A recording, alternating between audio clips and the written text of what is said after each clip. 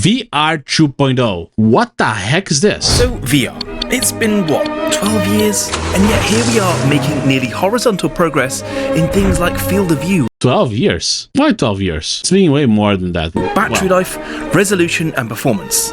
You know, the basics.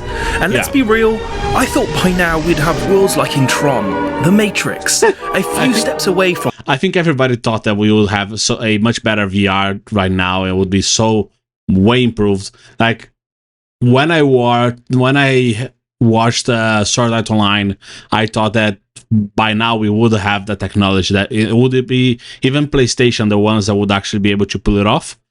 Maybe with what Elon Musk is developing, that chip on the head, that might be the direction that this technology is going for. But of course, it's going to take a while for people to actually accept to put something inside of their bodies. And even with the Christianity faith, which I am also a Christian, we are like, that might be the mark of the beast. Who knows? I don't know. Not sure. Who knows? But I really think that, VR should be way ahead. And with PlayStation VR, I don't think PlayStation is being able to do it correctly. Of course, they're improving. PlayStation VR 1 is good. PlayStation VR 2 is way better, but it still has a long way to go. And probably, PlayStation is going to be releasing a VR 3 when the PlayStation 6 comes out. Hopefully, if they don't just throw all their investment on the fire. And there is also Apple. There's also Meta with their the Quest 3. I think that is really cool as well. A huge advancement, which is way more. It's way more worth it to buy a Meta headset VR than to actually buy a PlayStation one and then we have Apple Vision Pro, and that one is cool. It is really expensive. It is my dream hardware, but I see so many people saying amazing things about it, and I see so many people saying terrible things about it. People that are saying, "Oh, I have never used this device again. It has been a whole year, and we do not see a future for that device." Maybe Apple is going to be scrapping that. Who knows? But I still think there is hope. I really think that device is the way to go, and they just need to figure out how to fix that and make the new iPhone. But and let's continue. From plugging directly into brain mush, but instead it feels more like VR experiences are, kind of borderline janky brain. Sure. But there is hope. Solutions to these problems actually do exist, and over the next few years we might just blow past even your wildest expectations of what VR should and could be. So buckle up, because we're going on a whirlwind adventure through all the different tech that's about to transform VR into everything it could be. And it all starts here. Snapdragon, why? If you have strong feelings towards this sound, from Snapdragon to Sony, then this was probably one of your first gaming experiences. Beat Saber, man. It's the best. Yeah, it's the best VR experience so far, at least that I have experienced. It is so cool. The game is perfect for it. And when I finally get a Vision Pro, I want to be able to play that game so much with a high quality screen. Actually, 2 high quality screens, that would be so cool. Back then, our expectations were significantly lower in terms of fidelity. But with advancements in computer graphics, our expectations are a lot higher. And arguably high enough where standalone VR doesn't quite meet those expectations. And Qualcomm's Snapdragon has been the backbone of standalone VR since 2020. The original XR2, built on a 7nm processor, powers devices like the Quest 2, offering about 1.2 teraflops of GPU performance. But fast forward to the XR2 Gen 2 in the Quest 3, which utilizes a more efficient 4nm processor, and it delivers up to 2.4 teraflops. And just to give context, the Xbox Series X is about 12 teraflops. I know raw computational power isn't the whole picture, but hopefully it gives you a rough idea. With the AI GPUs that we see NVIDIA releasing, I think that might be the greatest opportunity to actually improve the VR performance. Like, at least we need for the VR to have the same quality. Yeah, it needs to have the same quality of an actual game. that it would play in a normal screen. That's a standard that everybody expects VR to do. If we don't reach that, then fuck. But we have with Vision Pro, we already are able to play games through NVIDIA cloud gaming, but it is not what we need. Like if we actually want to have games, very immersive games that are actually inside of the game playing it, we need to have access to the same quality. Like this trailer here from the Matrix trailer cinematic that they have made to demonstrate Unreal Engine 5. This one is the quality that we need. Once you reach that, I think we are going to be flying and things are going to work really well. But yeah, then we just need to figure out which kind of games actually work for VR. For example, Beat Saber, no brainer. That one is golden. That one works really well. But anything else, I'm not so sure about it. Of where we are now. But let's skip ahead a little. The XR2 Plus Gen 2. This new chipset is expected in Samsung's latest headset project, Muhan. This enhanced version offers a significant thermal design improvement, which is actually one of the biggest issues in VR headsets currently, and which indirectly allows for a higher sustained performance. While specific clock speeds for the XR2 Plus Gen 2 are not publicly confirmed, a 20% increase in GPU-CPU performance is expected. It supports displays with up to 4K resolution per eye and 120 Hz. And they need to figure out this demonstration view that we, people that are outside of the VR device, what they're actually seeing. Like, they need to figure out a way that the image that we people from outside the device see in a much better way, in a much more appealing way, you know? But again, you need to figure out how to make cameras better, which I don't think we can. Like, how can we make cameras look lifelike? I don't know, but that's, for example, like you see this image here, you see that it is through a camera. So, and it looks so bad. The image is also a bit janky, you know? Maybe that's not an issue, but at least for me, when I see these demonstrations, it looks horrible, and that is a bad marketing for the device itself. So they need to handle about 10 to 12 cameras, but it's still nowhere near what we require for at least expected fidelity in 2025. But now, speculating on the XR2 Gen 3, which could potentially be announced this year. It's rumored to be built on a 3nm processor. Expected specifications include an octa-core Cryo CPU, a more advanced Adreno GPU, and this configuration could deliver to 2.5 times the performance of the XR2 Gen 2, while consuming significantly less power. And it's taking us one step closer to the M chips from Apple, but there is already a... Why do they use a 3D character to demonstrate what they're talking about? And it's taking us one step closer to... Like, it looks so fake, man. The M chips from Apple, but there is... That's the thing that Apple got really right with their version of their marketing videos for the Vision Pro. The quality of those videos is so good that you actually believe on what you're seeing, and they were able to sell the idea of the product really well. Of course, the end result was not as good as people expected, but it is close enough. I just think that these companies, they need to figure out a better way to do it, and Apple has already figured out. I don't know why they are not able to do the same. Like, just copy Apple.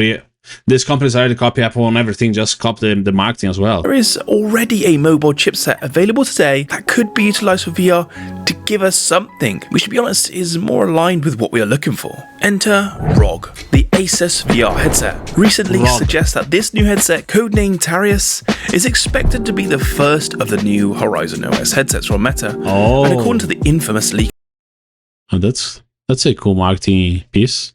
Luna, this will utilize face eye tracking and is paired with either a quantum dot LCD or micro OLED display. But what gives this headset the magic beans is the potential integration of AMD's Ryzen Z1 Extreme APU instead of Qualcomm's Snapdragon chipsets, with 8 cores, 16 threads, and an RDNA 3 GPU delivering 8.6 teraflops of power. This headset could outpace any standalone headset currently on the market. And that, in combination with efficient eye tracking, foveated rendering, this could potentially give us even greater performance, taking us significantly closer to the Xbox Series X benchmark we mentioned earlier. On a side note, I did go over this in another video, but the ROG Ally headset could also easily support 2D gaming like the handheld, just to put that out there. But handhelds have been the secret sauce of VR, the catalyst of technical development to give VR that performance boost we desperately need. But none of that might matter, and what I was referencing at the title of the video isn't actually directly hardware related, but those teraflop stats we saw at the beginning could be blown out of the water and define the entire future of VR. But I'll get to that in a second. What's that? One thing I really do want to talk about is my biggest issue. Well, at least I thought it was, and that's field of view. The unsung hero and also villain. Yes. That's the biggest issue that I have with VR currently, is that whenever you put a screen on your face, you are able to see the black space, you know, you are able to see the reflection of the glass in front of your eyes, and that totally breaks the immersion, of course. How can they fix that? Like, they need to be able to, like, just like we see in this promotional videos, like, you put the screen, everything goes into your vision, but then again, it comes the hard part, like, how are you actually going to make a lens that probably needs to be like this, right? How are you going to make a lens that is going to be go around your eyes? That's so crazy. How are they actually going to do that? I have no idea, but they need to figure that out if they actually want for these devices to explode. Of VR design. Field of view is just one of those things that sounds straightforward. Just make a headset show more. But in reality, it's more complicated than that. Think of field of view like a pie. You want a bigger slice, but it means someone else gets less. And in VR's case, that someone else is your headset's performance. Most current headsets... Yeah, but I think Meta probably already does that, but Apple Vision Pro has come up with this solution that actually the PlayStation VR 2 as well also has this feature that anywhere that you look at on the screen, it's where it's going to be rendering, so in a higher quality. So if I look to this microphone here, that is going to be the main focus of the processor, and that's what is going to be rendered in 4K quality.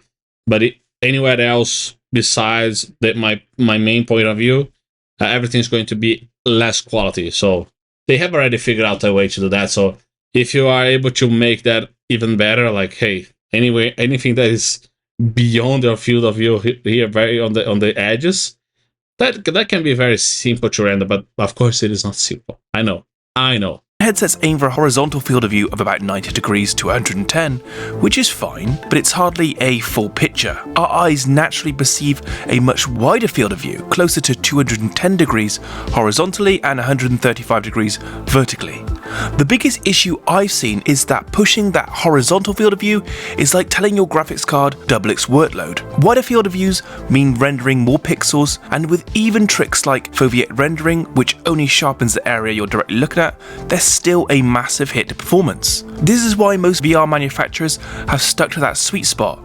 Personally, I wouldn't call it a sweet spot, more of an acceptable spot. Headsets like the earlier Pimax do push the boundaries with field of views as wide as 200 degrees, but at a large cost in terms of performance, bottlenecking and distortion, and that's PC VR, so God knows what it would do to standalone performance. But there's also the issue of vertical field of view, which often gets overlooked. Most headsets prioritize horizontal field of view because it feels more natural to have a wide view. But as Boz pointed out in a recent AMA, vertical field of view might actually be the solution to more immersion.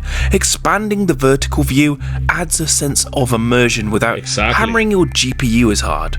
I guess thinking about it, when you're in VR, you're often... Oh, that's another thing. The best VR experience that I have ever had was Beat Saber. Yes, sure, of course. Why is the camera so low? Well, but the best one that I have ever experienced was playing Ace Combat 7, if I'm not mistaken, in PlayStation 4 with the placed with the VR one from PlayStation. It is amazing. If you ever get the opportunity to actually play a VR game, play one that you're actually able to pilot a aircraft, because it actually feels that you are inside of the cockpit, and you actually, like, you're playing the game, you're flying your aircraft, and then you're actually able to look around to try to find the other airplanes. And then when you see something, you're actually able to look at them, and you keep flying with your controller, and your aircraft is flying, trying to get to them, and you are able to keep following them, and then you turn to the left or turn to the right, and they go into your aim, and boom. That is so cool. I don't know if I was able to explain it really well, but I think that was the best experience that I ever had with VR. It is so cool. Let me know if what's your best experience with VR, and remember to leave a like on the video here. Yeah, let's continue. Often looking up and down as much as you are side to side. Adding more vertical space can make your environment seem taller, more lifelike, without needing the power of a small nuclear reactor to run it. But the anomaly here is actually the big screen beyond. It doesn't try to dazzle you with ridiculous specs or ultra-wide field of view. Instead, it focuses on form factor. The big screen beyond uses pancake lenses. These lenses, in combination with a tailored fit for your IPD and facial structure, leads to a significant increase in immersion. The level of customization leads to more comfort, a more immersive feel. So it really does come down to form factor, and this next technology might actually just help with that. So this is holographic pancake lenses. These lenses are much like the equivalent tech of pulling a rabbit out of a hat. They take folding mechanics of traditional pancake lenses and combine them with holographic optical elements, or HOs. These holographic layers can manipulate light in ways that regular lenses can. They can bend and focus light with insane precision, meaning thinner lenses, sharper visuals, and wider field of views, potentially pushing past 140 degrees horizontally without turning the... It is insane the amount of technology that we need to make in order to create, and we need to develop in order to create this idea that we want for the VR, which is to actually be able to wear it and your whole vision is covered. Like, you're actually immersed in your experience in that virtual world without having to actually go inside of your head on your brain, like with something in Sword Art Online, the anime. And for us to try to recreate that, we need to figure out so many issues. Like, all right, the processor needs to be incredible. All right, that's one check on the list. We are reaching that at that point. It's still far, but we're almost there. Then we need to figure out the lenses. How are we going to make a lens that is able to fully cover your eyes and give that impression? And even with the VR Pro, like, I saw that the lenses, they are very close to your eye, and even then, like, people say that you are actually able to see the black space around the screen, which is bad, but again, I totally understand it. And also, you need to figure out the distance, like the cameras of the device that you are going to be seeing through and seeing the world around you without taking off the headset. They have a sweet spot of focus. So, for example, if you take your hand and you move closer to your head, it is not going to work as your eye, like, which is always changing the focus to everything. Like, they are not able to do that yet. If one day they are able to do that, that would be really cool. Because I see people using the Apple Vision Pro, and they say that you are not able to read your phone. Like, you take a phone and look at this, you are not able to do that. You need to put a bit farther away from your eyes, and that's totally understandable. But again, it is these details on the technology that are so hard to actually get right, and it is so impressive what we are already able to do in such a small amount of time. Again, like, we have been trying to develop these technologies for a long time, but taking into consideration like many other technologies, we're still starting with this technology with the VR. Anyways, I think I was able to explain that. the image into a distorted mess.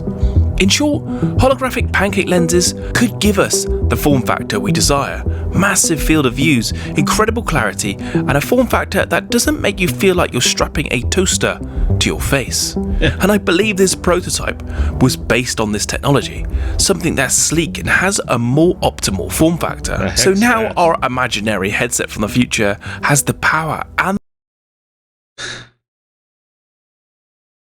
this idea of actually being able to see the eyes inside is cool, but it needs to be way better. Like, I think they need to have a way to fix the reflections.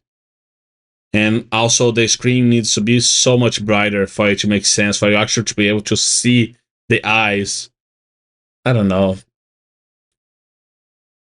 I don't know. I don't know what they need to fix. Maybe the reflection is the thing that it looks a bit weird. And of course, the main issue with Apple Vision Pro is that it's clear that the screen that you are seeing in front of your eyes is a bit far away from your face. Of course, that because it is. But they need to figure out a way, maybe using the glass or something like that, for whenever you see the device from the outside, it feels that the screen that is demonstrating the eyes of the person that is using the device is on their face. How they're going to do that, I don't know if that's possible, but I think that's the only way that you can actually do this without people feeling like the uncanny valley, like, hey, this looks weird. Like that, the idea is cool, but it just looks so weird. And they are right. That's their perception. Optimal form factor. So now our imaginary headset from the future has the power and the form factor. But what about the games? In my opinion, there are two ways you can win over an audience in VR, and that's through nostalgia or physics. Bring good physics and you add that real-life emulation into the fantasy world. With nostalgia, it speaks for itself, and studios like Flat2 VR are proof this is what the masses want. But what we need is some continuity, and that's where studios like Nimso Studios come in, a from-the-ground-up physics interaction engine. Once physics are at a good level, cool. I don't see the need for multiple developers to try and remake their own. It makes no sense, and the lack of consistency is why you see games with great physics and some with absolutely terrible physics. Sure, yeah. It's like the devs keep trying to reinvent the wheel without actually knowing how to make a wheel in the first place. But it's not their fault.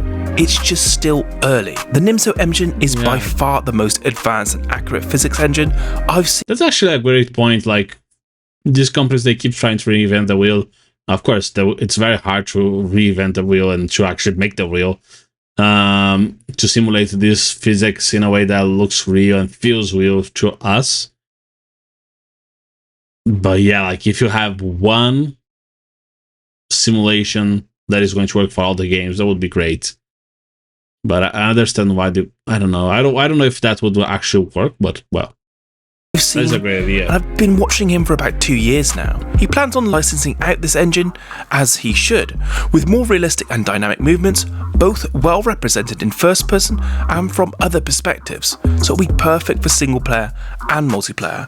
This could bring that good feeling in VR cool. when you move or make an action, and the game just responds how you'd expect. Within the first 30 seconds of playing a game, you'll know if it's jank or not, just by that metric. And so a universal engine like this could bring VR into a much better place. The next piece of technology isn't just one, it's three, and they're all required to give us the VR we deserve, and could legitimately allow for the Oasis to exist. The best thing is that in some form these already exist today, they just need a slight bit of maturity. The first part is cloud gaming. This is already getting mildly adopted. Xbox xCloud and GeForce Now are the start, and while they are definitely good enough for flat screen story driven games, they haven't quite hit the mark with FPS games and VR. Yeah, like for the PlayStation 6, I think we're not there yet. Like PlayStation and Nintendo, they still need to create their hardwares so that we're able to buy the hardware and play at our homes and anywhere that we want around the world.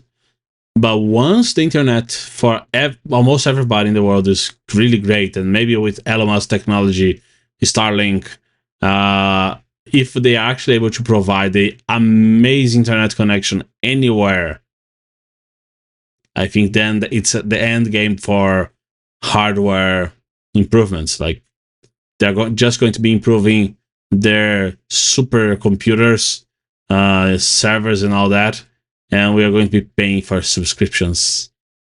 It sucks, but it is what it is. And that's because of latency.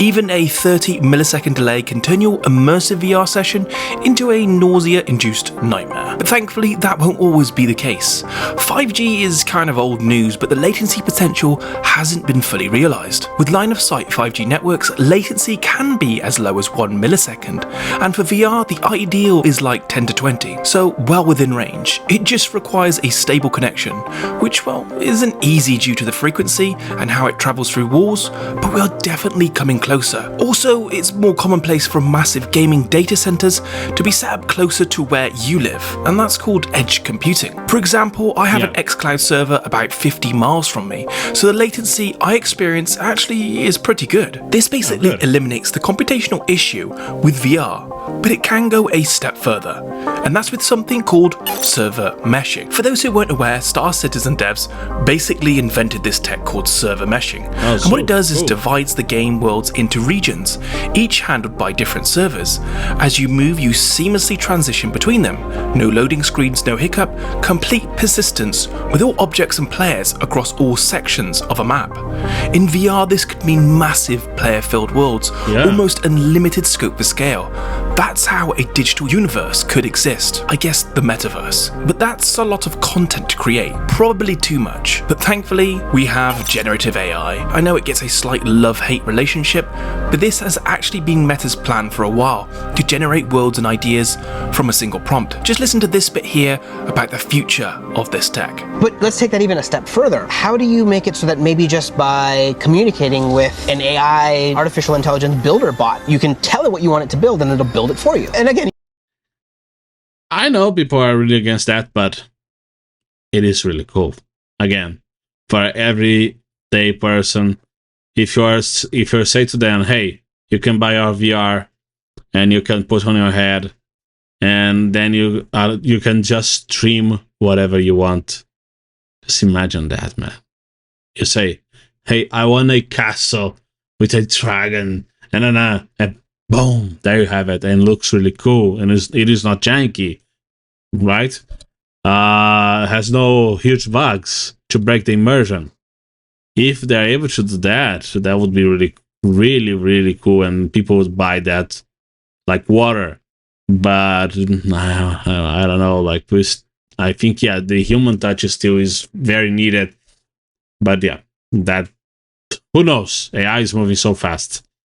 Make it so that maybe just by communicating with an AI, artificial intelligence builder bot, you can tell it what you want it to build and it'll build it for you. And again, you need to have an idea. It's not like you say, build me something interesting, and something interesting gets built. You still have to have some concept. But then the tools to make it come to life will just become easier and easier to use. That, in combination with language-driven NPCs, with careful curation by devs, and suddenly we have massive, expansive worlds to explore in VR. It's these three I'm most excited about, because it takes VR in its current state and completely removes all limitations. This video is part of a series on the future of VR. Yeah, that's really cool. Like, I can't wait to actually see what is going to not happen. And hey, remember to leave a like on the video here.